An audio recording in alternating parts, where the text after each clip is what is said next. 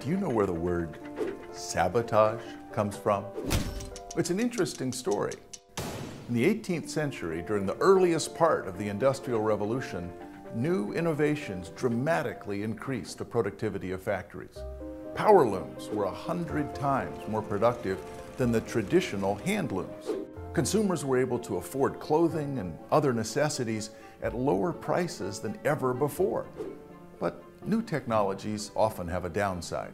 In France and Belgium, the hand loom workers making traditional textiles opposed the new power looms, which would destroy their jobs. When they recognized the threat, they took action. They used hammers and clubs to break the power looms.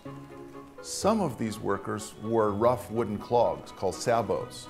They would sneak in and throw their wooden shoes into the new machinery, breaking the fragile gears and shutting down the production lines. The sabot attacks became known as sabotage, and these vandals, the first saboteurs. Of course, in the long run, it didn't do much good. Power looms didn't go away, and even more automated processes of weaving and making textiles became standard. The advantages to consumers were so large that even widespread sabotage by disgruntled weavers couldn't hold back progress forever. We see the same thing happening in France today. Disgruntled taxi drivers in Paris are rioting against Uber, another innovation that's threatening livelihoods. And in a way, who can blame them? They're worried about losing their jobs and providing for their families. Nevertheless, the efforts of these taxi drivers will fail, just like the weavers, and for the same reasons. The innovations they're protesting are hugely beneficial for the average person and bring prosperity to whole communities.